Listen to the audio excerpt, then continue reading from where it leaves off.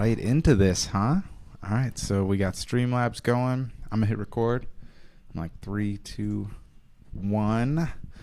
What's up, everybody? Welcome to the podcast. I just turned my mic off in the middle of me giving the intro, so that's cool. But, you know, we go and we hit record. I'm not in the shot. You're right. All right, well, what's up? Welcome to the podcast. This is a We Are One podcast. It's Justin, per usual, in the house. Today I got the twins with me. What's good? Welcome back, Ravyn. Ravyn and Drake Thanks Jensen. for having Raven's me. been on here just once before. We had that 5-hour podcast where we went over that list of criminal justice reform ideas. That was pretty fun. That was a while ago already. And Drake, you're Raven's twin brother, on the show also. Welcome. Yeah, it's good to be here. Glad to have you. I haven't seen either of you guys since we had that group discussion at WeWork when we were talking about like the postal service and kind of what was at stake upcoming in the election, and what else did we talk about in that discussion? You remember? We talked a little bit about voting, I think. Yeah, oh yeah, like the history of voting rights, and then that was a good discussion. That was fun. I enjoyed it. I should get back on the grind of trying to do some of those. But well, welcome. I'm glad that both of you are here. You might want to hold that just a little bit closer, but you're all good. So how you doing? How you guys been since I saw you last?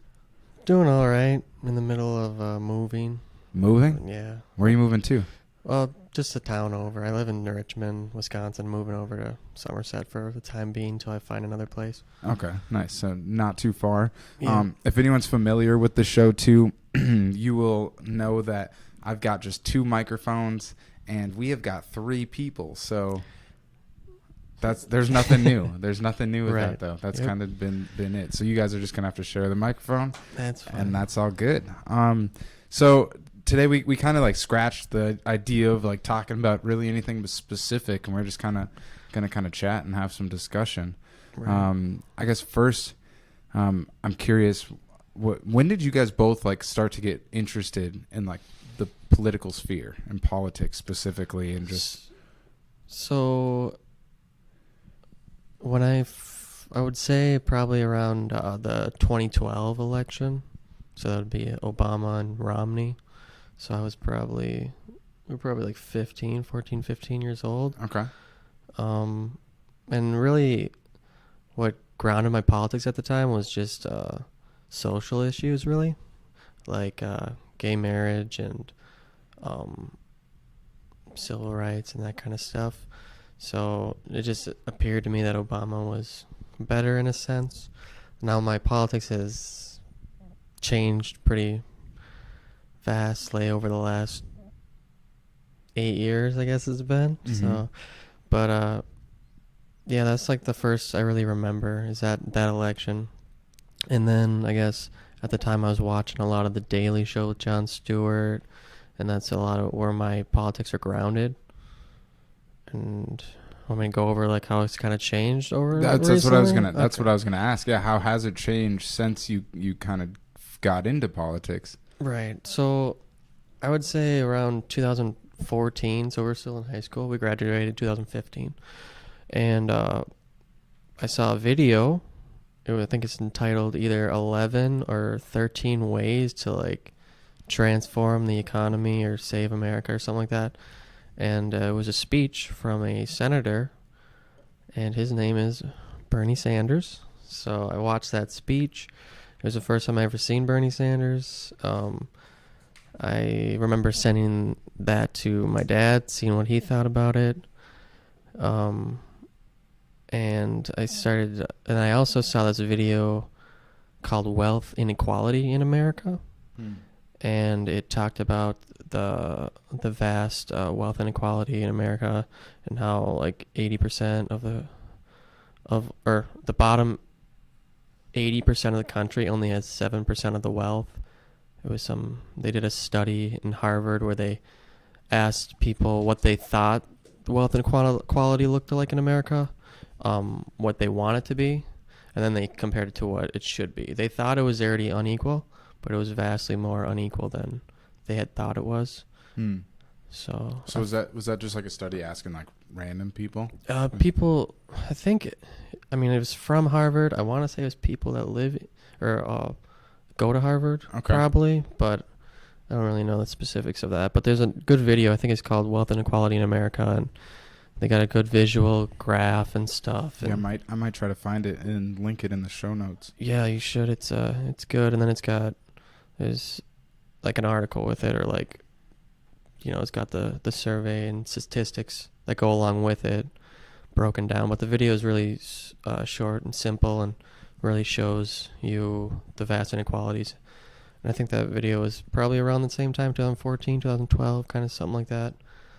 But so that made me question, like, all right, so we got this independent senator questioning these things. He was talking about universal health care at the time, Bernie Sanders, investing in infrastructure. But he had, I think it was 11 or 13, like I said, different ideas. And I was like, oh, that's weird, Obama's in office. He's been in office for a decent amount of time, but we still have all these inequalities in America. So what is the problem? And I looked more into Bernie Sanders, and then shortly after that, he announced he was running for president. And that was a bid for the 2016 election? Yeah. Hmm. So, yeah. Okay, well, let's pass to Ravyn real quick. Yeah, Ravyn, so I'm sure you got something you might want to add. So for you, I guess just to start off, same question. Was it for you around the same time your interest in politics was sparked? Was it around the same time as your brother? I think so. I don't remember his answer that well, but I he was think saying my around like 2012 and that Mitt Romney Obama election, and then came across some of the videos and content by the Bernie Sanders campaign. Yeah, I think it was around this. Well, it might have been earlier. I got into like leftist YouTube channels early. I want to say freshman year of high school, like Secular Talk and the David Pakman Show, and that kind of pushed me to where I am now. But yeah, I think was that kind of your introduction, and what made you start thinking about politics were those shows at the time? Yeah, I'd say The Daily Show and like Real Time with Bill Maher were like the two things. 'Cause I like comedy, and I liked Bill Maher and Jon Stewart at the time. Also, like, it had a lot to do with comedians, actually, like George Carlin and the other two I mentioned that had their shows. Mm-hmm. But yeah, I think that's where it all started with me. And so for a question for both of you, I guess we talked about Bernie Sanders, and one thing I was thinking about is like over the course of like 2020 and this most recent election cycle, and primary cycle, I guess specifically, has your view and your liking of Bernie Sanders shifted at all up until this point? It's hard to say. Obviously, well, we talked about last time I was on the podcast that I do support the decision to vote for Joe Biden, but I don't see a reason. Like, the main reason I think people would look at to like not, or to kind of, what am I trying to say? I'm trying to say some leftists have kind of abandoned Bernie because they think he's kind of like dove into this like go Joe mode, with the establishment, politicians. But I agree with what Bernie says. I think we talked about this last time, that this is, the right way to go if we want to push our leftist agenda. And I don't think I've changed my mind on Bernie Sanders much. So okay, what about you? I know you guys are twins, but I'm sure you guys don't think you differ a little bit. There's times when I'm like, hey man, come on, don't think like that. And there's been times where I'm like, where he corrects me, and we'll get into that later maybe. But Bernie Sanders, I think we should really put this in context. Where was our politics before 2016? There was nobody talking about universal health care. There was nobody talking about a $15 minimum wage. Bernie Sanders was the guy to push the country more to the left. And I think it's not far enough to the left yet. I mean, we've had, I want to say since the 70s, we've had a push to the right, and it's only been 4 years since Bernie Sanders really kicked off his campaign, and those 4 years hasn't made up for all the shifting we've done to the right in this country. And I don't think anybody is above criticism, but I think it's important to acknowledge that without Bernie Sanders, we wouldn't be talking about the things we're talking about today. And for the most part, I don't have any contention with Bernie Sanders. I mean, obviously, no politician is perfect. Nobody should be put up on a pedestal as like some god or some figure. We should try to make these movements more about the people and people-oriented, but it does help that Bernie Sanders used his position in the Senate to push these ideas and create a movement. Mm-hmm. So. I think personally I can see that myself is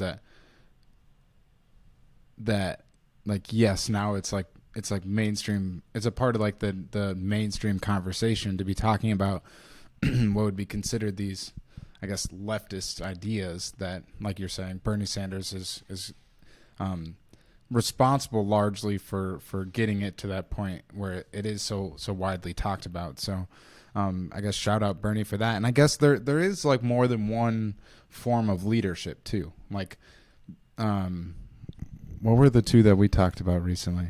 It was like the first follower, and then like the top, like the leader that's the face of something, and then there's the leader that's going to show other people that it's okay to go this way, right? Right. And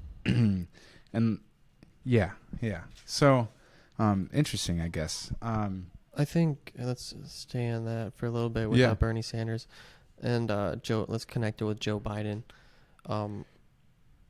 Would Joe Biden platform look like what it does today without Bernie Sanders? No. Give me some specific examples. That's minimum wage.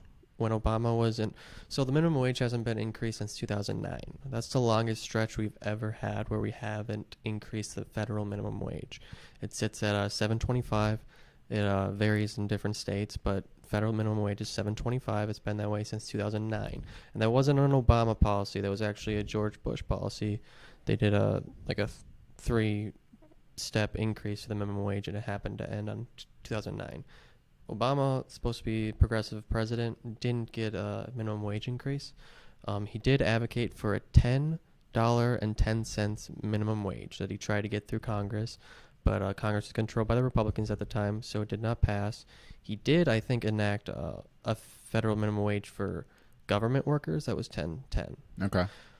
Hillary Clinton runs for president. She advocates for a $12 minimum wage, and it's not the greatest. It's better than what we have, but she was saying we can't have 15 like Bernie wants. Let's do 12. Okay, and then now we look at Joe Biden, and Joe Biden's got a platform with a $15 minimum wage on it, and important to acknowledge that it is tied to median wage increases. So the way we have minimum wage right now is that they just set the minimum wage and they leave it there until Congress wants to increase it or whatever. Bernie Sanders has advocated to tie it with inflation. So as the cost of living goes up, the minimum wage goes up. I think that's a good thing because, one, that'll counteract that argument where employers will just increase their prices, because if they increase their prices, the wages are going to go up with it. So that'll help with that situation. And Joe Biden's idea, I don't know if it's exactly his, but it's on his webpage or whatever, tied to the median wage. So as wages go up, they use the median wage increase as a signifier for how much the minimum wage should increase. I think inflation is a better route to go to tie it to, but it is is progressive to do you think it that like way. tying it to inflation is going to combat like the wealth inequality and not necessarily combat it, but make it less likely for that gap to grow? Minimum wage is just another capitalist regulation, Keynesian economic regulation that helps prevent wealth inequality from being too bad. I mean, I do think that would be like the main argument when you say let's increase the minimum wage. The response is, well, then prices will go up, right?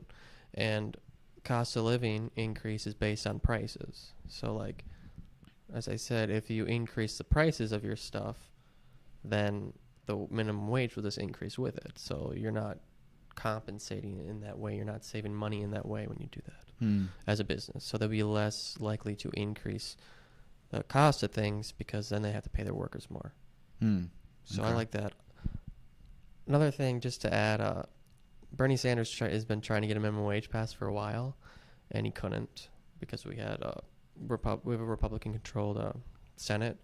I think at the time of this bill, it was a Republican-controlled House and Senate, but he proposed a bill called like the Bezos Act, and it wasn't an increase in the minimum wage, but it said if your employer, if you have employees on your payroll that need welfare money from the government, assistance from the government, that your business will be taxed that amount of money. So they'll take all the welfare that your employees get, and then they'll tax you that amount of money, and you'll be paying for that. And that seems like a really bipartisan. I was thinking that sounds like a great concept. Yeah, I was surprised to read that when I did, but it's a really good idea, and it didn't get any traction because the Republicans are in no position or no state of mind that they want to hurt business at all. They want to protect business at all costs, and they want to protect the people that they get money from. And that doesn't exclude Democrats either, but there is clearly one party that's more controlled by business. Is there anything you wanted to add? Well, we were just... So we were talking about Joe Biden's platform, right? Joe Biden's platform, we're kind of like tying Bernie Sanders to the way he's influenced it. Yeah, well, there's the obvious health care. Like, Joe Biden wouldn't be talking about a public option if it wasn't for Bernie Sanders' Medicare for All advocacy. And I don't know much about other policies that Joe Biden has. He has actually universal child care. So that's a thing Bernie's been talking about for a very long time. And is that like daycare and yeah, like which actually it seemed, I mean, I just know the cost of daycare is like somewhat ridiculous, and like it's probably good. Like you want to be paying for your kid to be taken care of well, and so you don't want to just be like going to the cheapest option for daycare. But like some people are spending more on like childcare than they are on like rent. Yeah, and that's that's outrageous. Yeah, and we're talking about the minimum wage. It's at $7.25 in 2009. The average rent in 2009 was like $880, and now it's $1,400. You know, so not only are wages not going up, but our cost of living's going up. So I don't know much. I don't have much else to add, but yeah. Now let's take another topic, specifically Social Security. So to give you an idea of what Bernie Sanders has been advocating for his entire life is to lift the Social Security cap. And for those of you who don't know, we pay 6.2% of our income into, or each of our checks into Social Security. And then your employer matches that with 6.2%, right? And that pays for Social Security. But anyone who makes over like, I think it's $137,000 doesn't pay into it.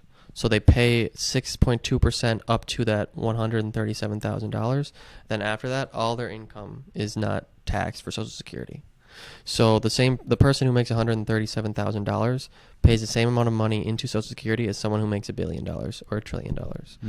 And Bernie Sanders has been advocating to lift that cap, so we're paying everybody's paying 6% on all their income. Now, Biden's plan for Social Security is, I just pulled it up to get the stats exactly right, but which we appreciate. Yeah. So Biden wants to apply that 6% to earnings over 400,000. So say from 137,000 to 400,000, you wouldn't pay that 6%, but anybody over 400,000 would pay that 6%. Mm-hmm. So is it, in a lot of ways, it seems maybe even more progressive because you're taxing just the rich and not just everybody, but that's a step in the right direction. And he's also talking about anybody who put in 30 years of work should be guaranteed a benefit equal to at least 125% of the federal poverty level. And these are if Bernie Sanders never existed and Joe Biden put out these plans, he would be considered a very progressive politician. Or, I mean, in this climate, he'd be considered radical, probably. Yeah, I mean, 100%. Anybody who wants to increase the minimum wage to anything that could keep you living would consider radical nowadays. It's just embarrassing. I don't know. I just want to talk about the minimum wage because that's something that I've thought about a lot. Okay. And I'm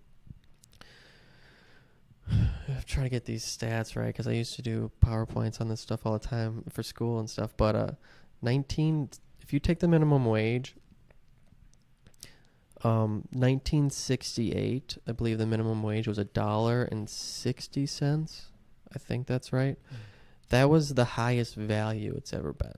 So in today's dollars, the most spending power. And if you go to CPI.com or the Bureau of Labor and Statistics and put in that money, $1.60 in I think it was February 2002, February 68 when they increased it.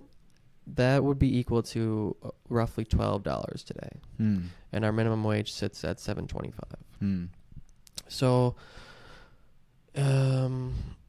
So let's put that in context. So minimum wage has decreased in value from 1968 to today, right?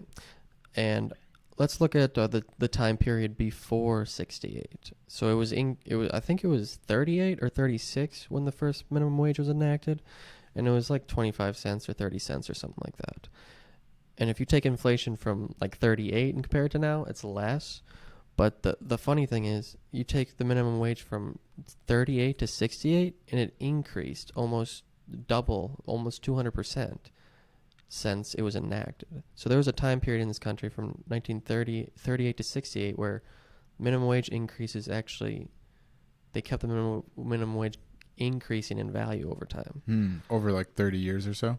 Yeah. How did that play out in the economy then? Have you tied that at all? So obviously, I hate saying that was our best economic time period ever because obviously there was groups in this country that did not benefit from that. Mm-hmm. Specifically African Americans and minorities, they were excluded. But in reality, the typical working class person benefited greatly from the 1940s to almost the 1970s. It was our best. They call it like the Great Prosperity, and that was one of our best economic times in America was from the 40s to the late 60s. So it actually did good, and what that minimum wage was reflecting productivity in the economy. So they were thinking they were rewarding their workers for providing this productivity. So was it as like our GDP increased, or it wasn't like tied to direct, anything? Okay, it just happened that when they did increase it, because like I said, they didn't tie it to anything. They just increase it here, and there. And like I said, 10 years. It's never been 10 years. They've never taken a 10-year gap in between increasing the minimum wage like we have today. But yeah, we're over 10 years now. Yeah. Yeah, it is 11 years now, so. That's crazy. It is crazy, and, there's also, you can look at stats of how the minimum wage would look if we did tie it to productivity.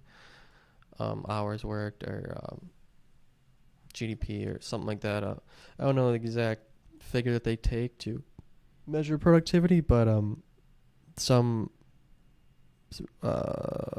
people would predict it was over $20 an hour if we tied it to productivity. So. Well, and we're working longer hours nowadays Longer than we would have hours been for less money. in that time, like the Great Prosperity period. We're definitely working longer hours, right? Yep. And well, I mean, because we're getting paid less and we don't have as much spending power in the market as we should. That's one thing I've realized kind of recently is right now, like over coronavirus and whatnot, people were getting unemployment. A lot of people were getting unemployment. And is it true that unemployment is fixed with inflation? Do you guys know? I'm not 100% sure how they do unemployment. Because I think like that $1,000 a week that a lot of people were getting was tied directly to somehow like inflation or the cost of living. And people were like, "Oh, you're making more money on unemployment right now." Well, because the figure that they use to decide what the unemployment is going to be for this relief package is based on the cost of living. So like our jobs just aren't paying us enough money to survive. Exactly. Right? So with this specific policy is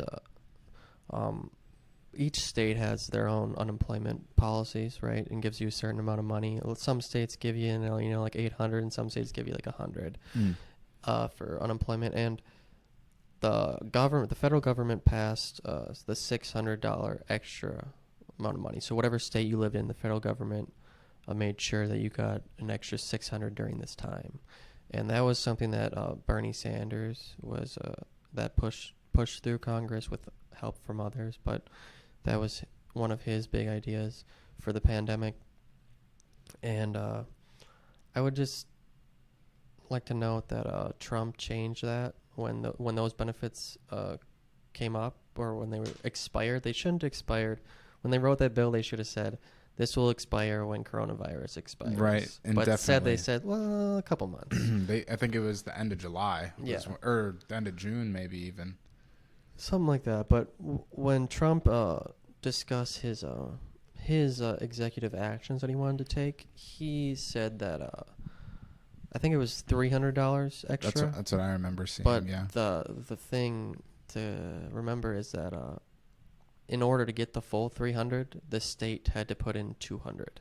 And if that state couldn't afford to put in 200, you got nothing. Right. So the funds from Minnesota specifically, because I was on unemployment for a little while, it paid like 5 weeks or so.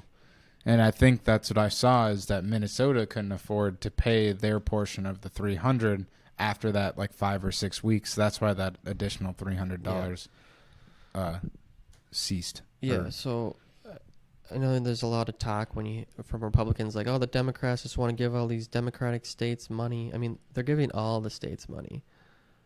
And the reason why they have to do that is because the state governments don't have the funds to fund these things. They don't have the money to fund them. And they can't print money like the federal government does. Mm-hmm. So you have to use federal money to support your states so they can support their people. This isn't the whole, the state should figure it out. Oh, it's up to the governors. It's BS. It's really not, because they don't have the same leeway with money supply in this country that the federal government does. The federal government, Donald Trump, should step up and give these states enough money to help their people. The idea that a lot of people say that to me about the unemployment rate, or not the unemployment, but the unemployment benefits. They go, well, they're getting paid more to not work, and it's like, that's exactly what they should be doing in a pandemic. You should be paying people to stay home. I remember at the beginning of the pandemic, myself personally, I mean, I'm still struggling a little bit financially, and I definitely was back then. And I remember being like, well, this shit is crazy. Like, myself personally, I need some reassurance from my government right now. And that was like the first time in my life that I had caught myself saying something like that. Like, right. I need the government to step up and give us some relief. And when that unemployment came through, it actually was like a massive relief. Like, I didn't, my job shut down, but I'm fine. I can pay my rent. My landlord's cool. I can pay all my bills. I'm not going to get my car, what's it called? repossessed. Yeah. Well, that's the thing that's sad in this country is that, like, we were talking about how they've moved so far right, and the idea that, you know, that was the first time you ever thought, oh, I need government's help. It's like, it shouldn't be a need. It should just be common sense that the government should step in and help their people. Mm-hmm. That we used to have a mindset in this country that the government could step up and help their people, and it's sad that there's so much stigma behind that nowadays. Well, there is, and that's another thing that I dealt with growing up too, and I think that was part of my resistance to like wanting to even like take any type of like welfare or government assistance, is because I grew up on food stamps and some of those different like welfare things. I got free lunch at school and stuff, and I was always like embarrassed by it. Right. And looking back in retrospect, I shouldn't have been embarrassed by it. Like, my family was low income. Like, we need the assistance, right? So, but I think that in part when like coronavirus came around, and that was when I realized, like I said, I was looking forward to actually getting some assistance from the government. I needed it, and I was actually in a place where I was like willing to accept it and not feel embarrassed by it. I think that was in part because I knew just about everyone that I knew personally was going through the same thing also. Yeah. And the people that should be embarrassed are the corporations and the businesses. The corporate welfare. Yeah, they should Wall Street and the airline companies. But they should be mostly embarrassed that they don't pay their workers enough money to live. That should be an embarrassment of any country or any corporation. People say, well, just pull yourself up by your bootstraps, blah, blah, blah. And then they go, well, how are these businesses going to pay their workers? Well, fucking pull up your bootstraps and pay your workers. You know, right. It's like if your business can't pay your workers a living wage, then that is not a sufficient business. Your business isn't making enough money. Well, and isn't that part of the point of like capitalism too, is like if your business can't succeed, it should fail, right? Yeah. So why are we bailing out failing businesses? That's just long term going to be more detrimental to our economy, right? Because we're allowing these failing businesses to persist. Yeah. If we're truly capitalistic, we just let them die so that something bigger, better, with a better idea can take its place, or a better business model, or whatever it is. The whole free market idea is just a facade for these corporations to stay in power. Like, they want no regulation from the government. Let's call them oligarchs. Yeah.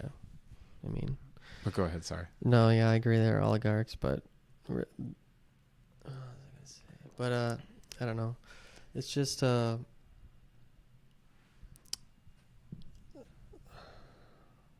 lost my train of thought, but it's all good. Yeah, it's a mess, and what we have now is corporate oligarchs are paying our politicians to make laws.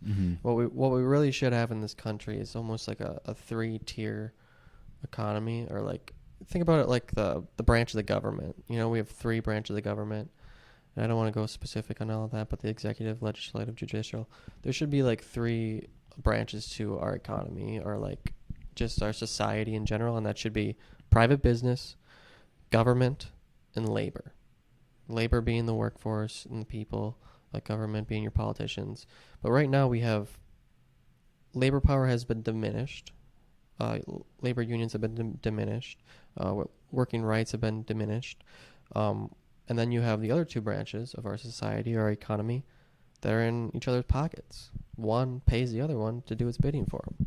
So right now we have 1/3 of our society that's completely powerless, and then you have the other 2 working in cahoots to benefit from each other.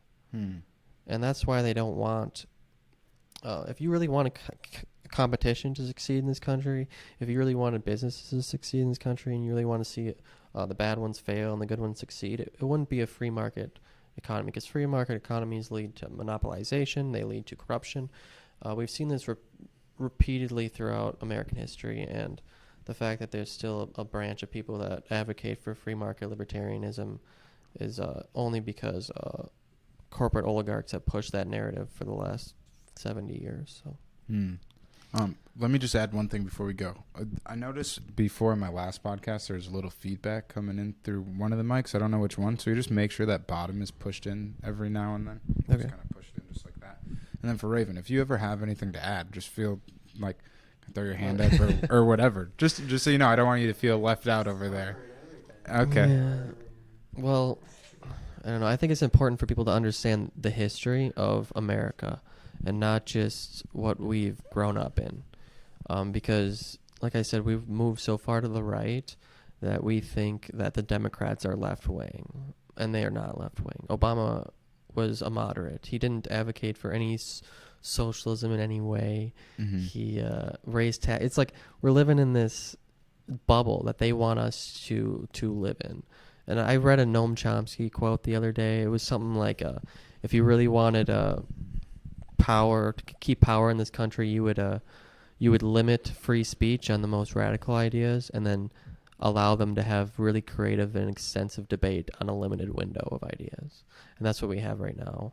We have somebody who wants to advocate for, a 30% tax on corporations, and the other one wants to advocate for a 28% tax on corporations.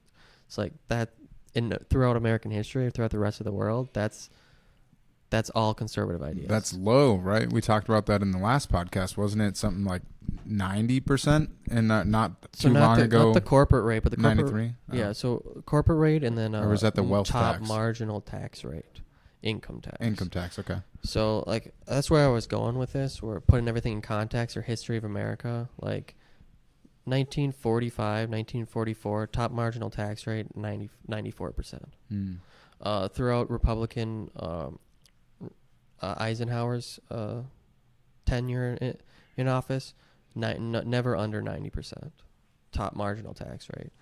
Kennedy 70%. It wasn't until Ronald Reagan in the 80s where they decreased it, and it wasn't even until like his last couple of years, and they decreased it down to 25. And then since then, it's been between 35 and 37. Like Bill Clinton raised it up to like 36 point something. Bush brought it back down to like 35. Obama brought it back up to like 37. But that's that limited window. Yeah, and it's like that 1-2% probably has like some substantial change, but it's Oh, not yeah. nearly like what is probably No. needed as far as to like mitigate that gap or like mend that divide, or even like our economic health. Like despite the wealth gap, like the system probably needs more money than it's Right. getting from these people in the top 1%. So let's there's a few things that we've talked about, and let's tie them all together. And like I wish I had a visual for this, but let's look at the wealth gap since the 20s, the minimum wage since the 20s, or wages in general since the 20s, and then top marginal tax rate since the 20s. We should make a visual for that. I don't know. There are visuals, okay. And I could send them to you if you wanted to see. Yeah, them. I'll link it to the show notes I'll write it down. If you look at the income inequality gap, the gap between the rich and the poor, 1930s was high. Then you got the Great Prosperity, like we were talking, from like the 40s to like the 60s, and wealth inequality is decreasing. And then from the 70s or the 80s onward, it's going back up. Wages going up since the 30s. You hit the 70s, stagnant. Top marginal tax rate, high in the 90s and the 70s, or I'm talking about percent ranges, 90%, 70%. Then you hit the 80s, and it starts decreasing. So these economic policies in terms of taxes and wages or minimum wage increases correlate directly with the income gap in this country. So, and then you also can say like the economy's not going to fail because it was actually stronger under those high taxes and high wages. Because you have two economic thoughts. You have supply side economics and you have demand side economics. If you want to live in a capitalist kind of argument, that you have demand side economics, supply side economics.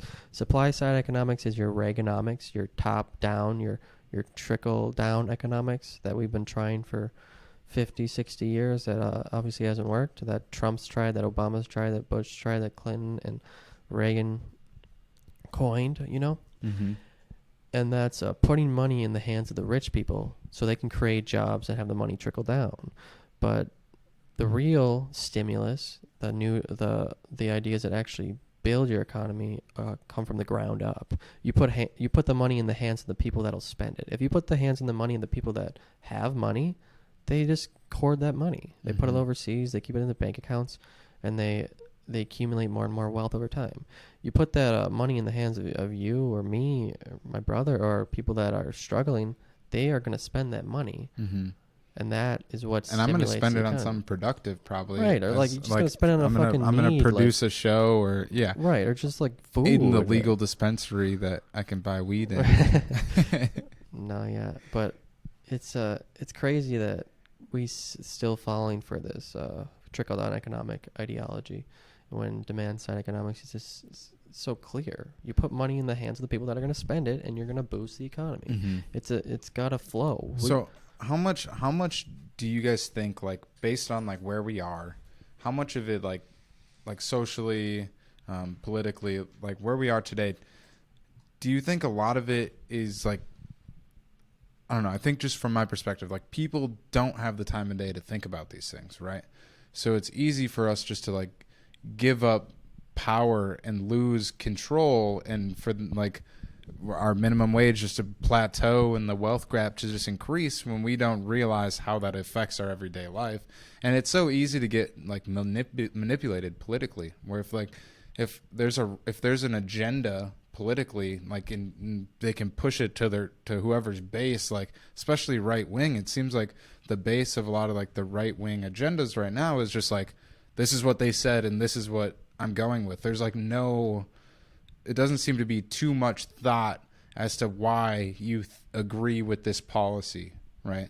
Especially as just like a working class person, like we need like thought leaders to be presenting people with how does this policy actually affect my everyday life, right? And why is it a good decision, or why is it potentially a bad decision? There just needs to be like real, like long format discussion about these things that more people can actually be exposed to, and not only be exposed to, but be willing to participate in those discussions themselves and actually like reach understanding about these things. Do you? Yeah, I think the two main things I talk about in regards to that is obviously you mentioned we don't have the time to really dive into these issues. You mentioned earlier we work more than we've ever been working. To add to that, we used to only have one person work in the house, and the other person wouldn't be working, you know. But the other thing is, yes, all the people who are in charge of displaying the information to us are literally bought and by the people with the agendas to go to the right, to make sure that the minimum wage stays low, to make sure that the top marginal tax rate is low. Like PragerU or Ben Shapiro or Fox News or MSNBC, they all have the same, like everyone says MSNBC is like this left-wing media source, but the only times they go left are in times of like social change. It's never economic change. Mm-hmm. And you can just look at the way they treated Bernie Sanders. If you want to, they treat Bernie Sanders worse than they treat Donald Trump, in my opinion. But we just need I don't know if we don't need like a state. I don't know if we need like a state media, or I don't know. What do you think about the media? What do you think? Well, I think we're in this like new wave of media right now, and I think it's going to take independent like people stepping up and producing and becoming like conveyors of information. But then we need systems like financially to help push those messages out too, because I mean the corporate media groups right now, they have a monopoly essentially on the conveyors of information and news because they have all the money, right? Yeah. If someone like not that we're like sharing anything groundbreaking or we deserve like all the attention or the viewership or listenership or whatever, but there's like an importance of like being exposed to ideas outside of like those mainstream conveyors. Yeah, I'll pass it over to Drake since you want to say something. But first, I'd like to say like they run the mainstream media, but they also see that we're trying to get in with our independent media, And that's where people like Ben Shapiro start to pop up. You look at the funds that he gets, or like PragerU or Dave Rubin, they're coming from these big oil billionaires, and they're just taking it, they're seeing where the media's might go in the future, and they're funding their own to appear as if they're the same as the independent, leftists who are funded by their viewers, Mm-hmm. I think crowdsourcing or crowdsource funding is like something that'll be greatly important, like grassroots support and yeah. Well, that's kind of where I wanted to go. Independent media is great, but the problem is that people present themselves as independent media, and they are not independent media. People present themselves as the censored group, or the group that doesn't get enough attention, or the right wing likes to claim that they're censored by platforms and stuff. Ben Shapiro is the number one watched news source on Facebook. Number one, or more than CNN, more than Fox News. On Facebook, he's the number one news content creator that people watch, and that's just not good. And it goes against their narrative that they're censored. They have these huge platforms. They're funded by billionaires. Ben Shapiro specifically. I haven't heard that, so that's news to me. Yeah, the Wilkes brothers. Even PragerU. You look at Dave Rubin and the money that he gets. These people. It's hard. I don't know. I don't know. But I want to share some of the sources that I watch, or the independent media that I watch. Yeah. I mean, obviously, a lot of it is going to be left leaning. But you can sit there and say you're fair and balanced, like Fox News, or you can say, hey, I have an ideology. I'm going to present the news with that ideology in mind, just so you guys know. And I think people that do that are even more honest than the people that say they're fair and balanced, because there's not a lot of people in this world that sit there and go, well, I am fair and balanced, and I only view things in a moderate, centrist type of way. So I watch people. The main news source that I watch in terms of the viewing, I mean, I read stuff too, but I watch the Majority Report with Sam Cedar. He's had the show for a while, and he does a show. What's his name? Sam Cedar, Seder. You should I don't know. I'll get into it later. But he used to be a comedian, but he's been doing a news show for a long time, called The Majority Report on YouTube. He does a daily show for Monday through Friday. I think it's on like 11 to 1 or 2, depending on how long they go. They usually do an hour-long interview, or like a first half, and then interview somebody with a book, and they do really good books on there. They'll do stuff about monopolies. They'll do stuff about race. They'll do stuff. I mean, it's in like a leftist state of mind, but they get really good guests on there, and they do really good interviews, and you learn a lot from them. And then if you pay for like his Patreon or whatever, you get the fun half, where him and some other people talk, and they go over videos and make fun of other people. It's funny stuff. But he's known for kind of making some of the people on the right kind of mad, including Dave Rubin and Joe Rogan always talks. Joe Rogan will sometimes mention it, but they feel like Sam Cedar picks on Dave Rubin and he's too mean. If you watch Brett Weinstein too, Brett Weinstein talks about it too, and I don't know. Sam Cedar's going to debate Tim Pool this week. Oh, really? Yeah, he's already done it.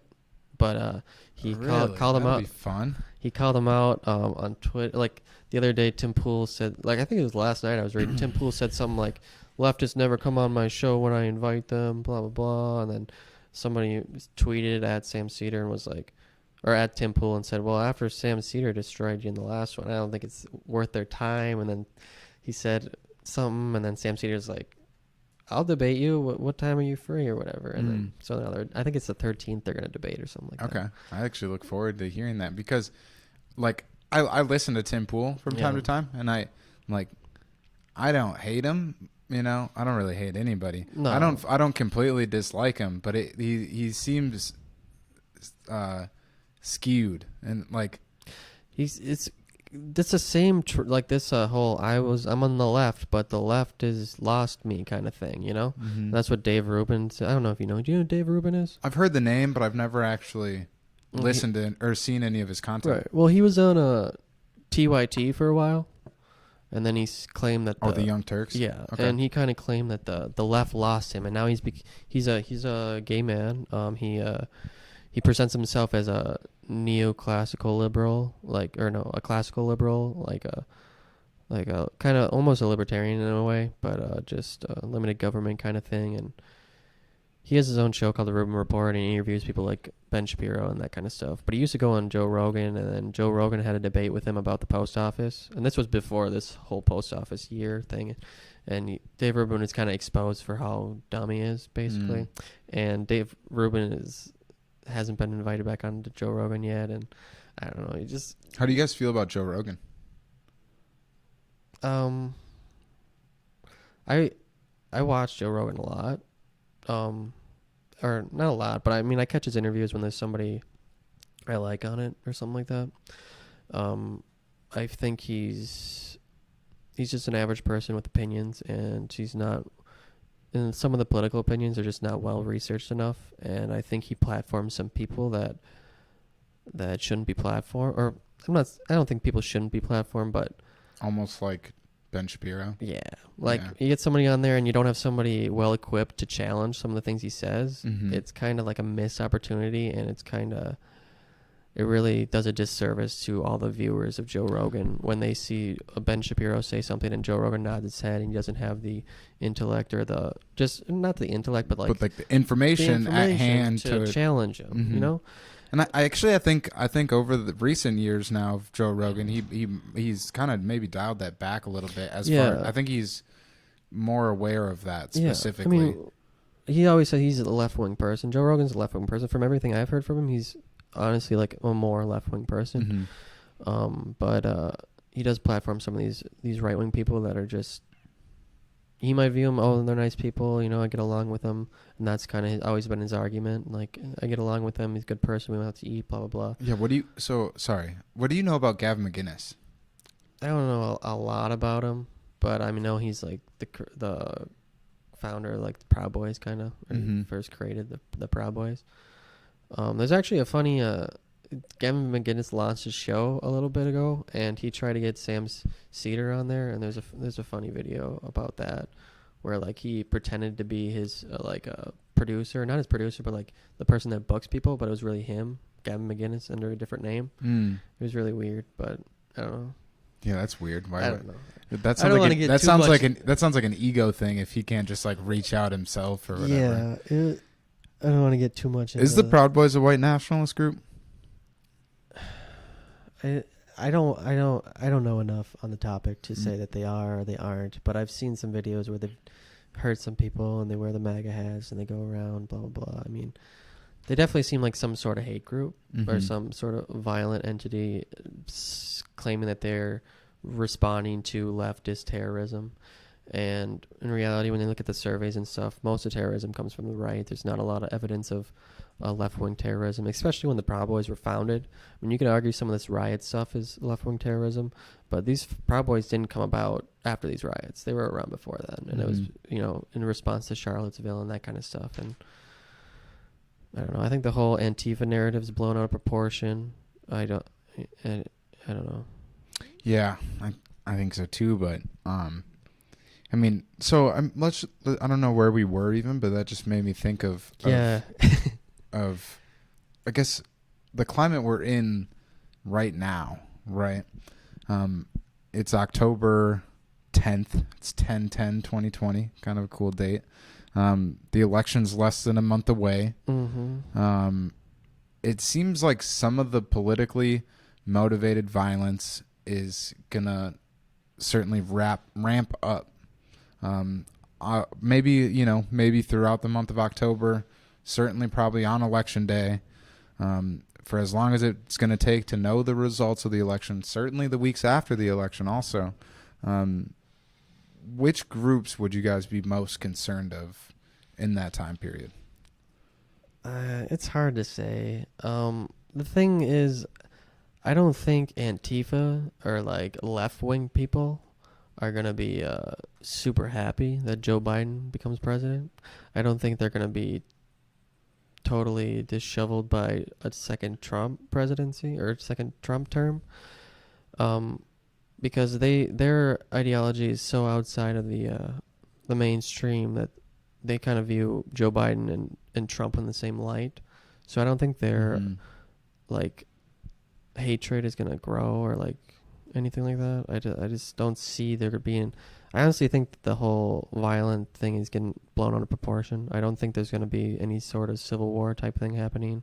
I don't think there's going to be an escalation in violence after the election, no matter who wins. I think there's more likely the right will get mad because Joe Biden wins than the left will get mad that Trump wins. Because one, the left is already living in it. They don't see much of a change whoever wins the presidency, so they're not going to be like, oh my God, Biden didn't win, now what are we going to do? They're going to be like, oh, fuck, now we have to deal with this for another 4 years kind of thing. That's kind of where I'm coming from. I think it's important to kind of get out of this. I think we consume a lot of media, even the independent media, and we live in this media bubble, and it's like most people are just living their lives, working their jobs, and they're not really worried about that. They're not really going to go out and commit any terrorist acts or anything like that. But what do you think, Ravyn? Do you think similarly that maybe some of the potential violence is maybe being a little bit blown out of proportion and it not as likely as I personally might feel it is? Yeah, I mean, I agree with Drake. I do not see like an increase in leftist violence or like protest or whatever we want to call them, because of a Trump winning his second term. I don't see a lot of like when we were out, protesting. I heard a lot of like fuck Joe Biden as much as I heard fuck Donald Trump. So I don't see a lot of. Yeah, I agree with Drake there. I'm more concerned about like what it's gonna. This obviously we're not gonna know the results. Probably not even in November. I think it's gonna be after November that we're gonna find out the actual results. And then I'm concerned with exactly with Trump's recent methods of kind of saying mail-in ballots are not legit, and he's got the courts on his side, so I'm just worried about where that's going to go. So, yeah, there's definitely it seems to be that the Trump administration and the re-election bid, that the strategy is just to undermine the confidence that we have in our electoral process, get people to stay home essentially, because he knows that his voters that are gung-ho for him are going to be at the polls no matter what. And there are a lot of people who, Joe Biden ain't really it. So those are the people that they're going to be targeting with their campaign right now to basically say, don't go to the polls, I think. And in states like Pennsylvania, they're like telling people to go watch the polls. They're telling he's calling for his supporters to be independent poll watchers, and it seems like a call to action for like voter intimidation, right? It seems like that's what it sounds like to me, and that's what it feels like for sure. How do you feel about that? Just curious. I agree with you there. I didn't really read over that story much, but I did see it. So, but what do you think? Oh, do you have a response to that yourself? yeah, I think a lot of the go to the polls and watch kind of thing is just another scare tactic to keep people from voting. It's hard for me to like think that people are going to go there and really enforce some sort of poll watching or like violent force on people that are voting. I mean, I wouldn't put it past some people, but I just think it's something that I haven't seen or something I haven't personally seen somebody want to do or talk about. So it's just kind of hard. I want to say go if you have to go vote. If you're not doing a mail ballot, just go and vote at the place. Don't be scared if there's some guy with a MAGA hat standing in front of the courthouse. Don't let them intimidate you to not vote. It would be my message from that. I agree. I feel you there. What do you both think is like at stake in this election? Democracy. No, what's at stake is I'm going to put this in a leftist point of view, is who our enemy is. Do we want another 4 years where Donald Trump is the opposition to Black Lives Matter? Do we want another 4 years where Donald Trump is the opposition to leftist politics, where Donald Trump is the opposition to Social Security, minimum wage increases, healthcare? Or do we want 4 years where Biden is the opposition? Because I'm not viewing Biden as somebody that's going to carry us along. I'm going to view Biden as an enemy, as a political enemy there in office. A lot of people are like, well, we can't vote for, it's not going to work, blah, blah, blah. He's not going to do anything. Well, he's not going to do anything if we sit here and do nothing. If we are in the streets protesting, if we are electing local officials to office to push our sort of ideas, if Biden gets a Medicare for All bill on his desk, he said he's going to veto it. But imagine if we have the action in the streets we have today in response to Biden vetoing that. Mm-hmm. If we put March on Washington for Medicare for All, I personally believe Biden will be forced just out of sheer... I mean, he doesn't really have an ideology. He just says, I want to stay in power. I want to be viewed as a good president. Mm-hmm. He's going to cave to social pressure. I really think there's a chance. There's a chance for him to cave to social pressure, but Donald Trump just deflects it. And I mean, Donald Trump doesn't want to be told what to do. So yeah. as soon as someone tries to impose their collective civic power on unless Donald you're Trump, like Vladimir Putin or something like that, right? Then he'll let you push you around a little bit. No, I did watch that interview you had with was it Michael Johnson? Yeah, I watched that last night. I thought it was really good. Yeah, did you enjoy that? I really did. It's good to get some feedback. Yeah, I really liked it. I thought. I mean, he obviously researched the topic more so than I have, and I learned some stuff. I enjoyed it. I enjoyed the content. I agreed with most things in it, and yeah, cool. It was a really good discussion. I appreciate hearing that. I'm excited to be doing like a video version of the podcast, and I'm excited to kind of see what we can do with it coming up. Yeah, I mean, these are how these things become popular. So right. Just keep and I'm gonna try to kind of combine this with some like photojournalism and live stream work, and then turn it into like a YouTube podcast show and kind of try to combine the medias and stuff, especially around the election, because I know there's like November 4th, it's planned for there to be like a national day of protest that a lot of major cities are picking up on. Right.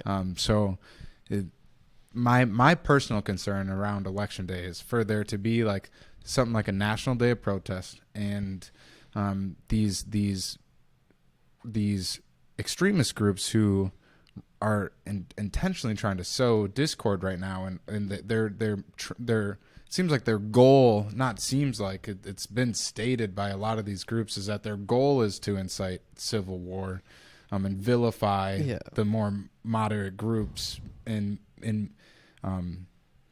make them look bad. Right? They're going to take advantage of the National Day of Protest and cause violence and disruption. It's going to undermine the actual goals of the protests. It's what it's hard to say, just look past the violence when you're looking at the protests, but we really have to, because there are people that are fighting for real things. And if we keep tying them to the people that are causing violence, those people are never going to be recognized, and then they're going to resort to violence. and it's just going to be an escalation of violence if these needs aren't met, or these people aren't, you know, if politicians don't appeal to these people with the policies that they enact. Yeah, one thing I was just made to think of is like I think we absolutely need to draw a line between protests, rioting, and even demonstrating, because they're like oftentimes they can get conflated, and they can be like a protest that turns into a riot, or a demonstration that's also a protest, right? Because I feel like demonstration and protest maybe could be separated a little bit. So like I think back to like May, or I think it was like June 1st, the first day that I personally had to like try to lead a march, and my goal personally was to protest and to show and live stream it and show people like there are people here peacefully protesting. There's a difference between the riots and the violence that we're seeing and this, 500,000 people that are peacefully protesting. We're chanting, "Don't join the looters." We're chanting, "Don't smash shit." We're trying to stop people from being violent. From my personal experience, when Minneapolis riot or protests were going on, there was what precinct was the one that burned down right away? Third. Mm-hmm. Okay, so they had the police lined up, and I think the National Guard maybe. There was some National Guard assisting, yeah. So they were lined up behind the fence, and then there were a line of protesters in the middle of the road with their hands in their head, looking at people that were protesting and throwing bottles and stuff. Mm-hmm. And we were saying, don't throw, and I got in the line. I was kind of recording, and like there's a video, and you just see a tear gas canister just fly right by my head. That's right. I remember you telling me about that. Like, yeah, you can see a video of it going I haven't by seen my it, head, but it's like goes right past your head. Yeah. And those people piss me off. The people that I'd love to see the people protesting. They're being ballsy by like taking a seat, oftentimes in tear gas, right? And then the fucking pussy ass motherfuckers who are in the parking lot across the street that drive up in their car, they chuck a bottle, and then they drive away. Right? Who the fuck are you? Those and are what just, the fuck are you out here doing? There are people down there that don't have any ideology, don't have any opinion on it. They're just there to see what's happening. They're just there to take advantage of the situation. I know those opportunists, right? They're opportunists, or they're just fucking kids trying to have fun and do stupid stuff. And if I'm that age and I'm young and dumb, and I see a fucking town, up in arms, I'm gonna go over there. And I wouldn't do it personally, but like I could see their minds. I can too. I think it's important to see people through their experiences, but it's and like, understand why. Like I've said this a bunch recently, but no person makes an irrational decision. So if you make a decision, then I'm like, what the fuck are you doing, Ravyn? Right. I have to understand that from your point of view, you had rationalizations as to why that decision was okay to make, right? And I can understand in some scenarios, even in my own lifetime, where if I saw that rioting happening, right, and back when I was addicted to dope, I wasn't scared to steal from anybody. Of course, I'm gonna hit the streets and try to lick some stores and whatever, and make some money. I'm gonna take advantage of this opportunity. Now that I've done enough mushrooms and DMT, I'm probably, I'm more open, and no, I don't really mean that seriously. Yeah, your third eye open, man. More in tune to like the moral compass. No, and intuition. You said that on your podcast with that we were just talking about with Michael Johnson, and about not everybody or nobody makes irrational decision.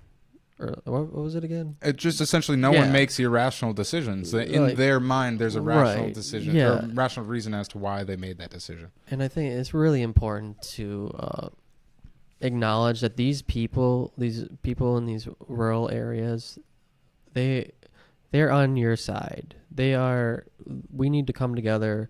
We need to present our opinions in a fashionable way that appeals to them, because they aren't your enemy. They aren't in power.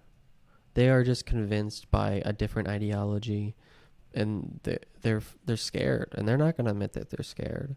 But Donald Trump says people are coming over to rape and murder your children and we your gotta daughter. Protect the suburbs. Yeah, that, like, how much of a dog whistle is that? We gotta protect the suburbs from what? From the crazy, from the blacks and low income housing. Exactly. that has been I mean, and this isn't anything new for Republicans. No. They're taking advantage of old political strategy. It's like and old kind of thinking that still appeals to these rural areas, because it's like, let's say you're one of those people today that lives in one of these rural communities. If your grandparents went through this period where that was the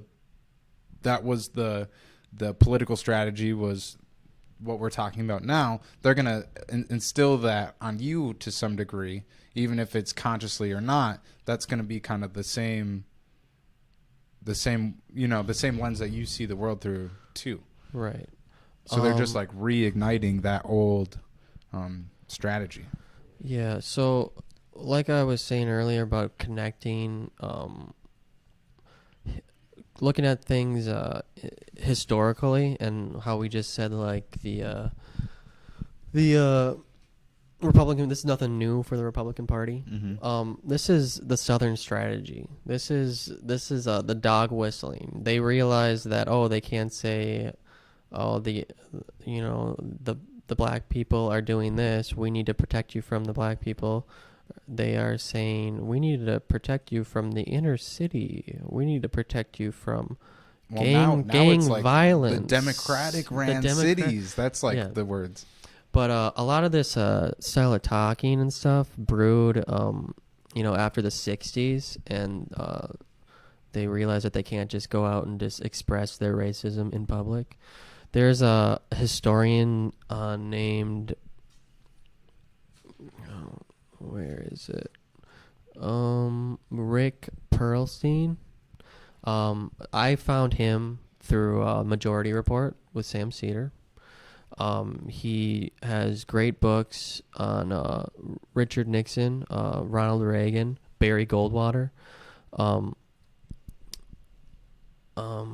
trying to get a list of the chronological order of his books, but they kind of center around the rise of this Southern strategy and that kind of stuff. And they talk about how terrible Nixon was, and Barry Goldwater, and Ronald Reagan. Yeah. Oh, okay. So he's got a book called Before the Storm. Before the Storm, and that's Barry Goldwater book. But I'm pretty sure that book's like 700 pages. So, he's a credited historian. He knows a lot about this stuff. He's got another book called Nixonland. Then he's got a book called The Invisible Bridge, and I believe that's like talking about the fall of Nixon and the rise of Reagan. All right, so you got there's a better list, but Before the Storm came out in 2001. It's about Barry Goldwater. Then you got Nixonland, came out in 2008. Visible Bridge, 2014, and then Reaganland is his newest book. I believe it's out now. It says 2020. Or just watch his interviews on the Majority Report. He had one recently about Reaganland, and you learn a lot. And you can go back and listen to some of his stuff on Barry Goldwater, and it's crazy how the correlations to modern day politics. It's the same old trope, like protect the suburbs and that kind of stuff. So. Shout out the internet for making us aware. Right? That is one great thing about the internet. There's a lot of content on it, and that could be good and that could be bad. There's a lot of. So that's all. We still just need Neuralink. You know what I mean? So we can increase the capacity to think about these things. That'd be helpful, right? Yeah. Maybe not though. We'll see. So would either of you ever consider running for office? Have you guys thought about that? I don't, even just being on a podcast or something, it's hard for me to like sit in the position to where like I know this and I know all, and my, it's kind of like I have some unique experience in life, but I don't have the most unique experience in life, and I want to hear other people's voices. That's the type of politician that I want, though. Yeah, I know. I don't want a politician that runs for office because they think that they should be the person in office. The people I want in office are the people that think they should stay home and just listen to and understand other people's experiences, right? Yeah. It's something to consider, but we're all just trying to work our jobs and live our lives right now. That's so true. There's a lot of it would take some sacrifice to start, moving in that direction. And it's not something that I wouldn't consider, but right now. Right it's now, not something that I'm you're... pursuing, education, trying to get a little bit more credentials in some areas, so I can, if I ever do run, or even when I'm just talking on a podcast or something, I can say, hey, I got this sort of credential, and it doesn't mean you don't need a degree to understand a lot of these things, but it does help. You don't necessarily need it, but I've thought about it recently, in that, I like to sometimes share the credentials of the guests that I have on, because it really does give you some validity, or at least for me personally, if someone's like, I got a master's in education, right, and we're talking about distance learning, mm-hmm. I'm probably going to be more willing to hear what they have to say about the topic, knowing that they're educated on it. Right. How about you, Ravyn? Real quick, is running for public office anything that you've considered? I'm gonna say no. I know you asked me last time, but I don't think running for office would be my gig. So okay, well, I'm gonna start a write-in campaign for one of you two. Yeah, I will say, if a majority of the population wrote me in, I guess I would do it. No, but I think a lot grassroots, of it, it's really important to get these official, people, that are more of this mindset into office. But it's also important to create other organizations, because labor unions and that kind of stuff, there should be more leadership in that terms. I would say I would look more towards being a leader of a labor union or an organizer of labor rather than a politician. Okay. I think there's a lot of that. I mean, because we were talking about three branches of our society, our economy, labor is so diminished. And you remember when we were talking about the graphs and how they correlate? You can correlate labor union membership directly with the fall of wages, and I think I saw the rise. That graph too. Yeah. Did you guys share a graph? I want you to finish saying what it is. My bad. No, I mean, that's basically what I was just saying. But it's just labor unions are really important, and again, it's just putting America in context. Where we sit right now in America is far right. This is a far right country with far right leadership, with far right ideas, and that's not just in terms of the rest of the world. That's in terms of American history. Socialists and communists used to be a normal thing in American politics. I wouldn't say normal. Maybe I shouldn't say normal, but a more prevalent thing. There were elected Socialist Party members in Wisconsin in the late 1800s. The first Socialist House Representative member is from Wisconsin. Now, we don't think of Wisconsin as a revolutionary place, but a lot of... Not at all. But the funny thing is, if you look at it, a lot of it is. There's been some real populist movements, and you look at the... We just pull that mic away just a tiny bit. And you look at Kentucky and places like that. A lot of... Or the Appalachian Mountains, a lot of labor unions, a lot of communist ideas come from those areas. We should frame this in a way that brings in those Southern people, those Appalachian people, those Midwest people, because a lot of this union membership and communism stem from those areas. Labor unions are if you look at the history of labor unions, they are communists. The IWW, or the blanking on some names, but so these unions had majority communist members, and the New Deal was pushed by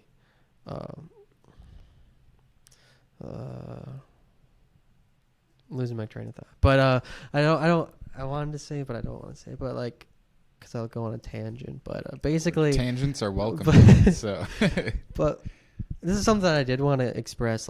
Joe Biden.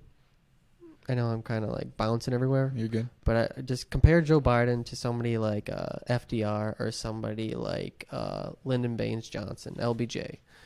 They aren't the most progressive people in the world. Somebody had to push them there. Somebody had to say, hey, let's do this. And the people that did that, Martin Luther King. Martin Luther King voted for Lyndon Baines Johnson. He didn't vote for the third party communist. There's a strategy to getting your ideas met, and it isn't always voting for the guy with the best heart or the woman with the best heart. It's voting for the person that's most likely going to win, that is better than the other person that's most likely going to win. And it's sad that we're in that situation, but It's the reality, and this has worked in the past. FDR got pushed by labor unions, and a lot of the civil rights movement was pushed by labor unions. If you look at the name of the March on Washington, it's the March for Freedom and Jobs. It's not the March for Freedom and Freedom. It's a lot of it was because of labor unions and the support of labor unions. So when you diminish labor unions, you diminish protests, you diminish civil rights movements. That's what happens.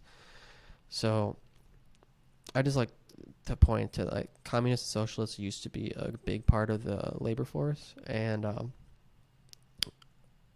maybe we can do another podcast on it, but there's been like a lot of measures put in place to get communists out of labor unions. It was illegal to be a communist in this country. Just be a communist. You could go to jail for having a communist name on a communist card or whatever.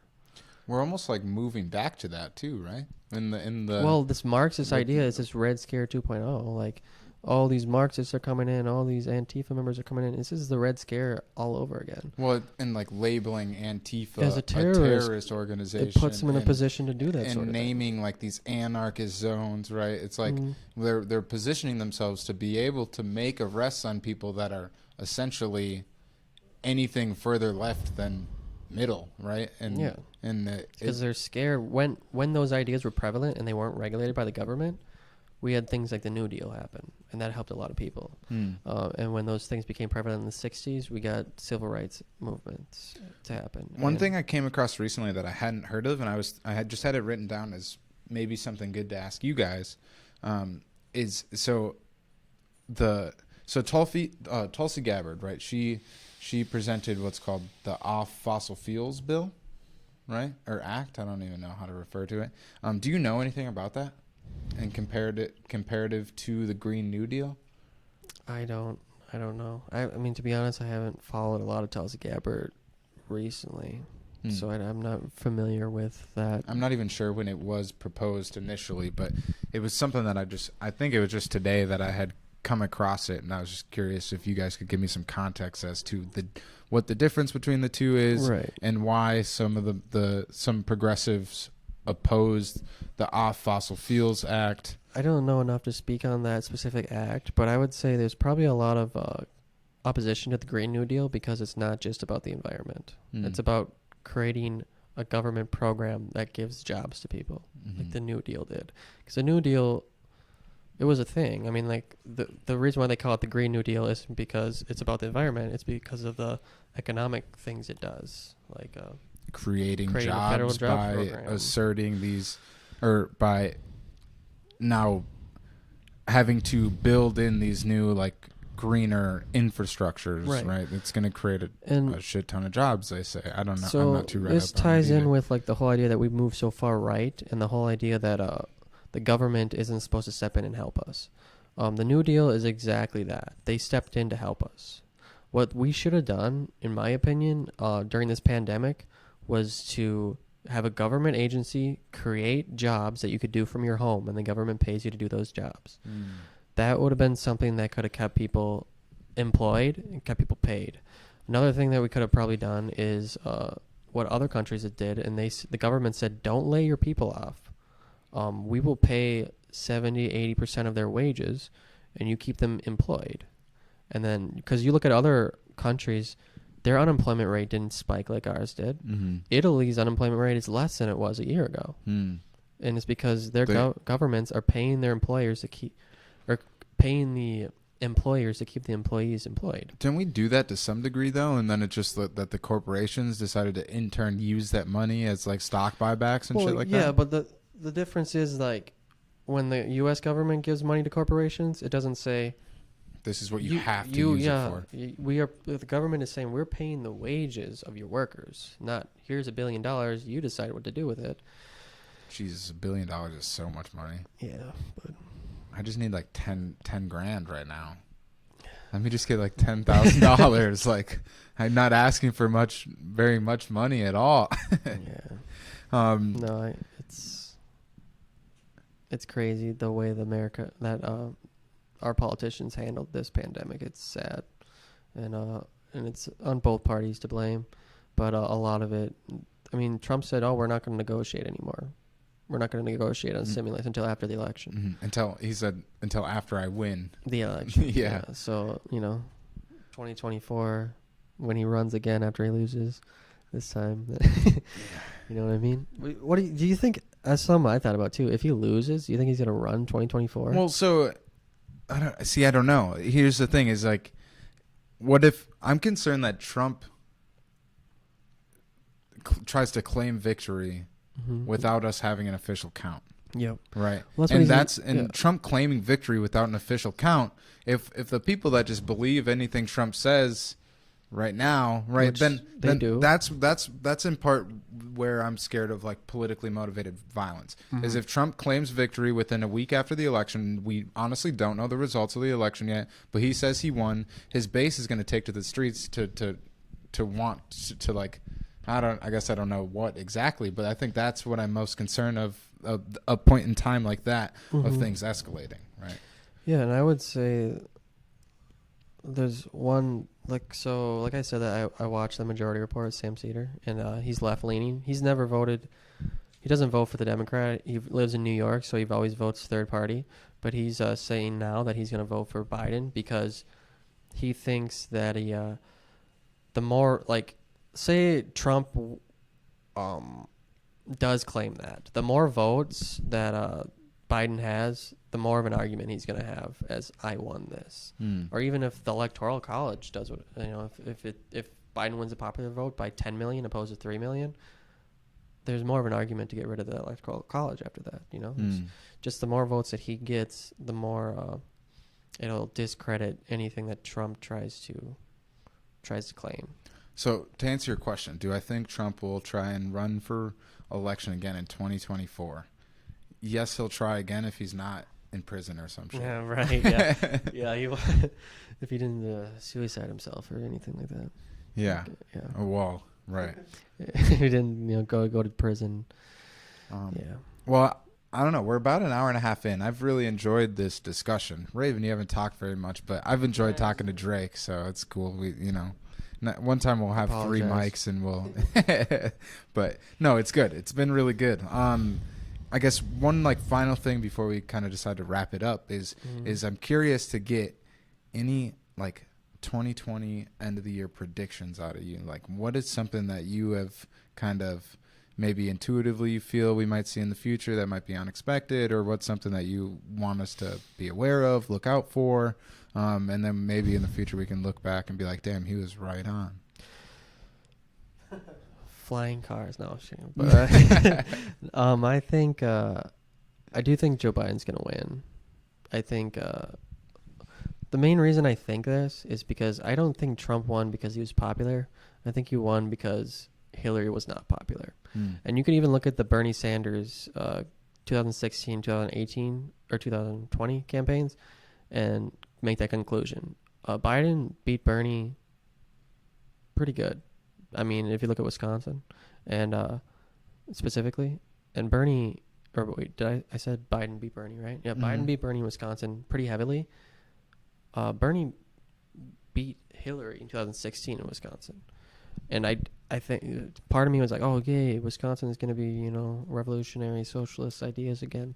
But maybe it's just because they hated Hillary. And people like a lot of people, they just don't disdain Joe Biden as much. I mean, until recently, I mean, they're trying to paint him as like this radical, like dumb guy or whatever. I mean, you look at his past debates; he was actually really good when he debated Sarah Palin and when he debated Paul Ryan. I mean, he was good at debating. I wasn't saying like I agreed with him on everything, but he appealed to the Midwest union worker. That's the vibe that people got from him for most of his career, and I think there's just not that disdain that people had for Hillary there with Joe Biden. So I do think he's going to pull off a victory, and another part of that is that older white people are voting for Joe Biden, and that has to do with the coronavirus. That has to do with, a lot of people aren't in tune to the ideology, and they look at the person. And I think a lot of people are like, well, let's just get rid of this guy. Let's put somebody in that we don't have to talk about every single day. Yeah.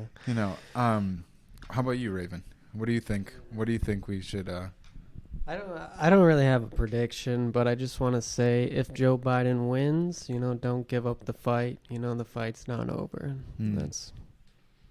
Yeah, let me add on to that. I think right now, Bernie Sanders is sitting there and he's worried about just winning the election. I think Bernie Sanders is going to come out with some heavy push against the Democrats when Joe Biden wins, or if Joe Biden wins.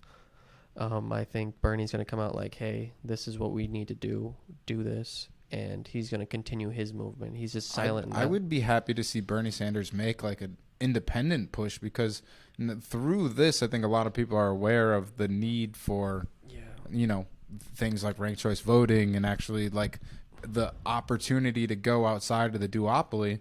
I wouldn't be surprised, I think, to maybe see like at least a third-party push, and maybe Bernie Sanders hop on board. I was just gonna go and on board, but spearheaded maybe. Even. I was just gonna go in that direction. I know I've sent you a link, but the Movement for the People's Party is they did a convention this year.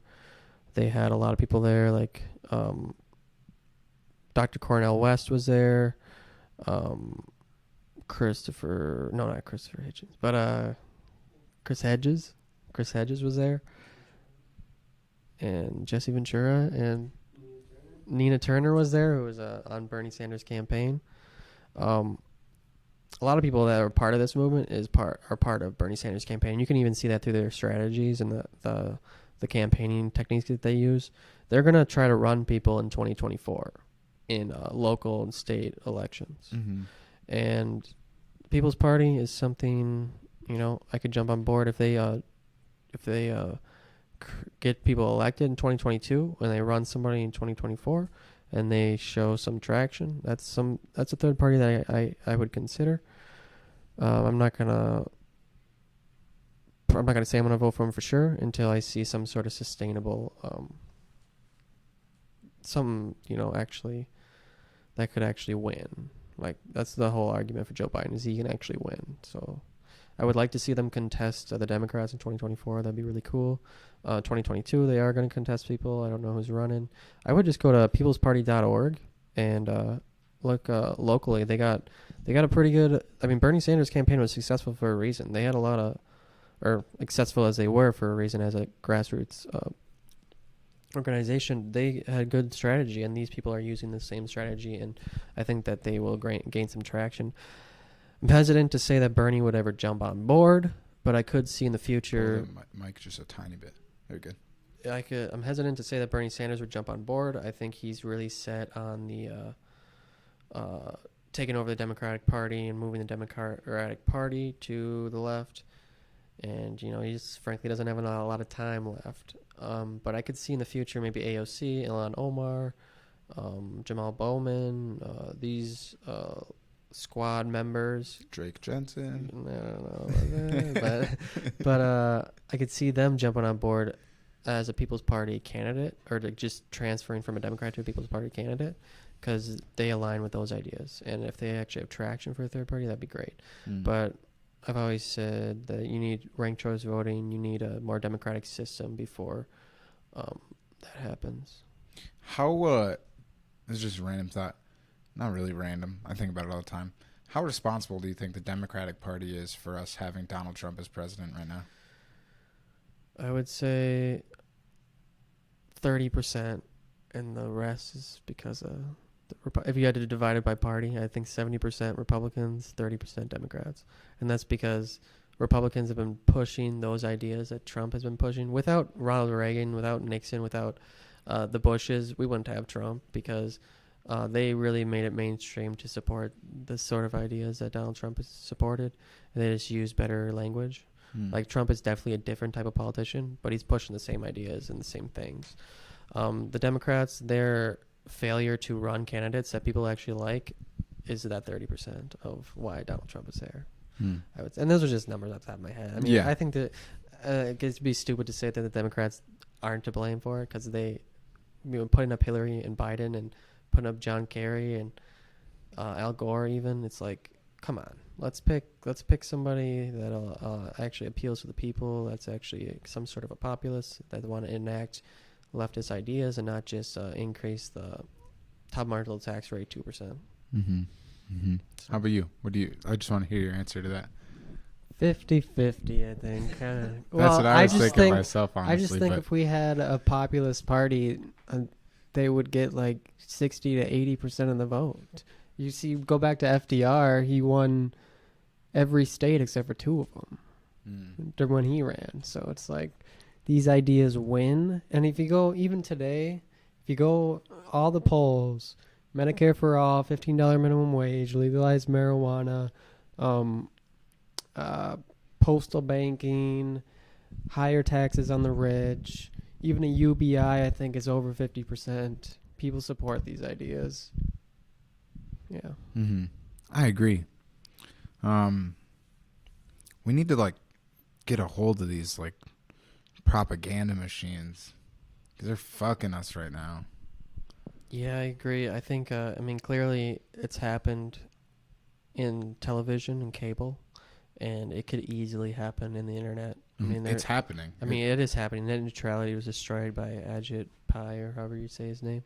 You guys talked about him on the last podcast a little bit, but I mean, it's just we really got to watch out. You can't let the corporate levers. You can't let the corporate industry pull the levers on the internet. You can't have them make different tiers. You have to pay extra for this. You have paywalls and all that stuff. That needs to not be a thing. It needs to be an independent thing anybody can access. Everybody should have Wi-Fi. Everybody should have internet, cost free. Yeah, did you see Starlink? No. It's another Elon Musk project. It's a system of satellites for satellite internet, and the idea is for it to be like a public service internet provider.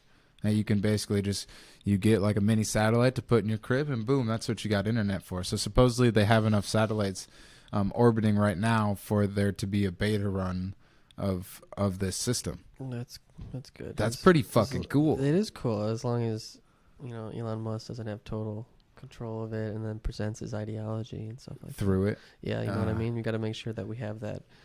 It's neutral. Yeah. I mean, yeah, so that's one thing I've talked about with the internet. We're going to wrap this up eventually, I promise. Is that I would like to see it in our near future become more so like an extension of reality, as opposed to like right now it seems to be like an alternate version of it, because it is so manipulated by so many different things: corporate entities, hostile foreign powers, people being fake as fuck, all this stuff. Yeah. But yeah. I agree. That's bad stuff. We got to watch out. We got to be careful. We got to pay attention to the laws that are being passed around the internet, and that's really going to be the way if they do brainwash us, or they do take control of an industry. I mean, the internet, media on the internet, it's going to be it is already their target, and we need to watch out. Like social media, like Facebook specifically, has become a tool of social engineering. Right? Yeah. It's already like manipulating us, changing our beliefs, and then it's spilling over into the way that we're experiencing our lives currently. Whoa, my phone's ringing, so the video paused just like that, which is interesting. Well, that's the end of the podcast. Good chat though. I love this discussion. I look forward to having you guys on somewhat more regularly than this. We should try and find at least one Saturday a month, or something more often.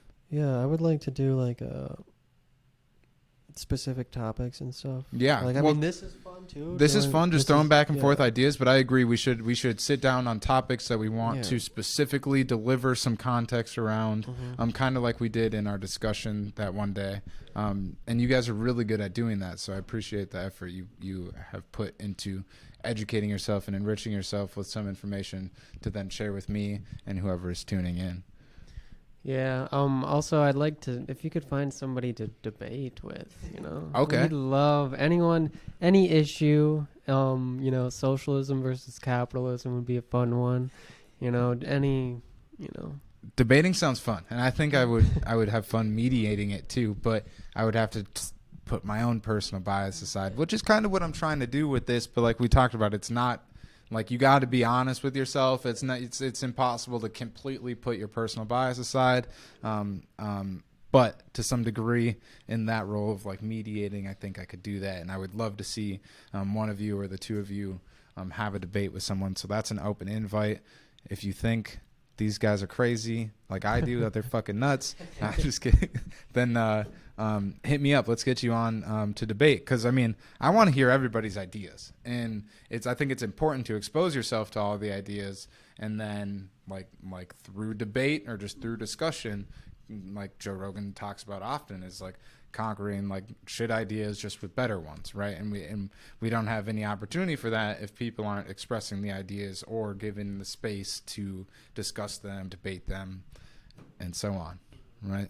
Well, good shit. Any last words you wanna give out before we conclude? No?